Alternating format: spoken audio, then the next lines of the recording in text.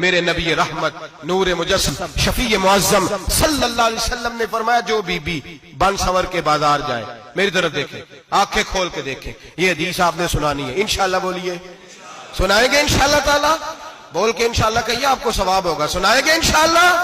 میرے نبی کریم صلی اللہ علیہ وسلم نے فرمایا جو عورت بن سور کے بازار جائے، اب تو خیر بیویاں برقع پہن کے جاتی، برقعے پہ بھی کڑھائی کی ہے، برقعے پہ بھی کام کرایا، برقعے پہ جو کام اور نقش نگاری ہوئی ہے وہ 10,000 کی ہے۔ برقع پردے کے لیے پہنا تھا، دکھانے کے لیے؟ یہ کیسا برقع ہے کہ اس نے برقع بھی پہنا ہوا ہے اور برقع بھی اس نے فیشن والا پہن لیا ہے؟ یہ کس طرح کا؟ اس تو پردے کو پردے کی ضرورت پڑ گئی۔ یہ کیسا پردہ ہے کہ جو پردے کو پردے کی ضرورت ہے؟ برقع تو اس لیے ہوتا ہے کہ مجھے دیکھے کوئی نہ، اور اس نے تو پہنا ہی اس لیے کہ ذرا لوگ دیکھیں تو صحیح میں نے کتنا قیمتی پہنا ہے۔ اس حجاب کو حجاب کی ضرورت پڑ گئی۔ میرے حبیب پاک علیہ السلام نے فرمایا بلا ضرورت، عورت کو اجازت ہے بیمار ہو تو ڈاکٹر کے پاس جائے، عورت کو اجازت ہے ضرورت پڑ جائے گھر میں سودا سلف نہ آتا ہو تو لینے چلی جائے، عورت کو اجازت ہے اگر گواہی کی ضرورت پڑ جائے تو پردہ کر کے قاضی عدالت کے پاس گواہی دینے جائے، عورت کو اجازت ہے حج پہ جائے، عورت کو اجازت ہے عمرے پہ جائے، عورت کو اجازت ہے کہ اگر کسی وقت جہاد کے لیے عورتوں کی ضرورت پڑ گئی تو حضرت فاطمہ اور جناب عائشہ کی سنت ادا کرے، جہاد کو جائے۔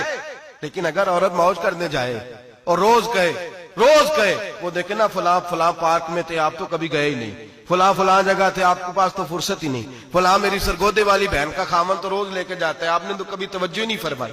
روز پیغام دیتی رہے۔ میرے حبیب کریم سید عالم صلی اللہ علیہ وسلم نے فرمایا جو بی بی بن سور کے بلا ضرورت بازار جائے، نبی پاک علیہ السلام نے فرمایا ایک قدم وہ اٹھائے گی تو اس پر اللہ کی لعنت برسے گی، فرشتوں کی لعنت برسے گی، زمین والے لعنت برسائیں گے، آسمان والے لعنت برسائیں گے۔ اور میرے حبیب بولے تو فرمایا جب اللہ کی لعنت برسے گی تو میں بھی اس بی بی پہ لعنت ہی کروں گا جو بی بی بن سور کے جائے۔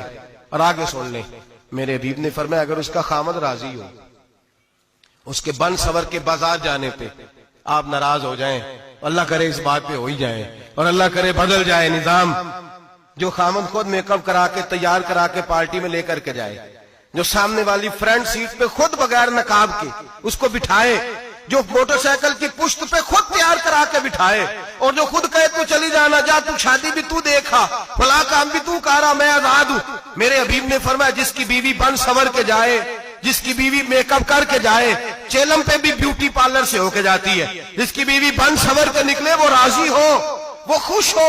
بعض ایسے منع کرتے ہیں، ناراض ہوتے ہیں، وہ گناہ صرف عورت کے ذمے ہے، لیکن اگر عورت بن سور کے نکل رہی ہے اور خامد راضی ہے، وہ کہتا ہے ہاں ہم ماڈرن ہیں، ہم جدید دور کے ہیں، ہاں جدت اسی کا نام ہے، ہاں پھر لوگوں کو پتا کیسے چلے گا ہمارے پاس پیسے ہیں، کیسے پتا چلے گا کہ 3 گاڑیاں ابا جی کے پاس ہے، ایک بیٹی کے پاس ہے، ایک بیوی کے پاس ہے، کیسے پتا چلے گا کہ ہم بہت تعلقات والے ہیں، ابا جی فلاں شادی پہ، بیٹی فلاں گھر میں اور بیوی فلاں گھر چلی گئی، ہمارے تعلقات زیادہ ہے اس لیے ہمیں زیادہ جانا پڑتا ہے۔ میرے حبیب کریم علیہ السلام نے فرمایا عورت بن سور کے جائے، خامد راضی ہو، وہ جتنے قدم اٹھائے گی اتنے ہی اپنے خامد کے لیے جہنم میں مکان تعمیر کرے گی۔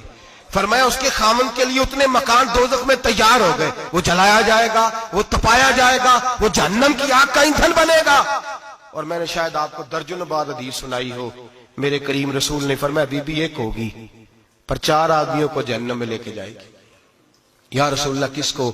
فرمایا باپ نے پردے کا نہیں کہا تو باپ بھی دوزخ میں جائے گا، اگر بھائی نے پردے کا نہیں کہا تو وہ بھی دوزخ میں جائے گا، شوہر نے پردہ نہیں کرایا تو وہ بھی جہنم میں جائے گا۔ وہ بیٹا جو کہتا تھا نا 1.25 لاکھ کا موبائل لینا ہے تو اماں نے گھر کے اندر شور ڈال دیا، مجبور کیا خامن کو لے کر کے دیا، اس بیٹے سے پوچھا جائے گا تو ساری ضدیں اماں سے منواتا تھا، یہ تو نے کیوں نہیں کہا پردہ کر لے؟ اور اب تو بی بی ذرا 40 سال کی ہوتی ہے تو کہتی ہے میری خیر ہے میں بوڑھی ہو گئی ہوں، میری خیر ہے، روٹیاں ساری کھاتی ہوں، باقی سارے کاموں میں جوانوں کی طرح ہوں، پردہ نہیں میں نے کرنا، میری خیر ہے، فلانا تو میرے بیٹے کی طرح۔ ظلم کی حد ہے، ظلم کی حد۔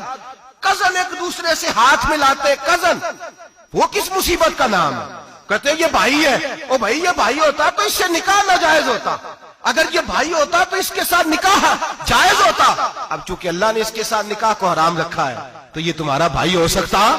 میرے رسول کریم صلی اللہ علیہ وسلم نے فرمایا سور نجس العین ہے، کتا بالکل ناپاک نہیں ہوتا. کتا بھیگ جائے تو بعد اوقات ناپاک ہوتا ہے, یا کتے کے منہ سے تھوک نکلے تو ناپاک ہوتی ہے. سور نجس العین ہے, پورا ناپاک, خشک بھی ہو تو ناپاک ہے. میرے حبیب پاک علیہ الصلوۃ والسلام نے فرمایا ایک سور ہو وہ پہلے ہی ناپاک, اور دوسرا پھر وہ سور گند میں لپٹا ہوا ہو, غلاظت اس سور کو لگی ہوئی ہو.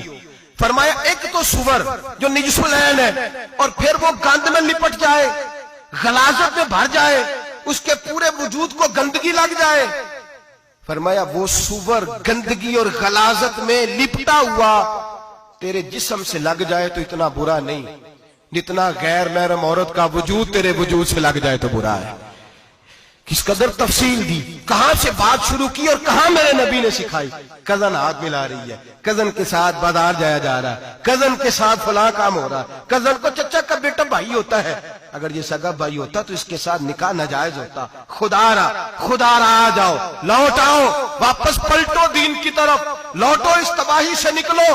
یہ جو آگ ہے, یہ جو بے سکونی ہے, یہ جو تماشا ہے, یہ لاکھوں کمانے کے باوجود جو بے برکتی ہے, یہ بڑی بڑی فوجوں کے باوجود جو روز میتیں اٹھتی ہیں, یہ جو روز جنازے پڑے جاتے ہیں, یہ جو روز بیٹیاں بیوہ ہوتی ہیں, یہ جو روز ماؤں کے سہاگ لٹتے ہیں, یہ ہماری نافرمانیاں ہیں.